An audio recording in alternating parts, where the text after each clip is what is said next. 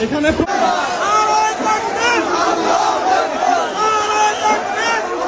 এই তৌহিদি জনতার জুতা চোরের দল এরা বাটা আক্রমণ করেছে, বাটা আক্রমণ করে জুতা চুরি করলো। এরা মসজিদ থেকেও জুতা চুরি করে।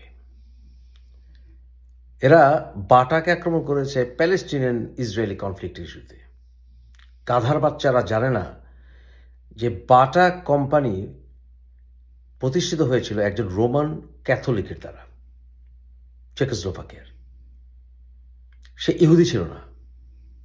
আর এই গাধার বাচ্চারা জানে না যে ইসরায়েল রাষ্ট্র জন্ম হয়েছিল 1948 সালে জাতিসংঘে, আর বাটা জেরুজালেমে তাদের ব্যবসা শুরু করে 1920 সালে, প্রথম দোকান খোলে 1927 সালে, অর্থাৎ ইসরায়েল রাষ্ট্র প্রতিষ্ঠার অনেক আগে থেকে, যখন তা প্যালেস্টাইন ছিল।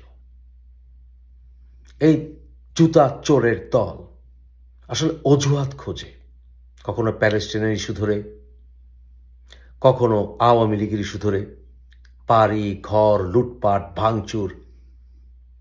এরা শুধু একটি এক্সকিউজ দরকার যাতে করে ভেঙে চুরে লুটপাট করা যায়। চোরের দল, গাধার দল, উন্মাদের দল।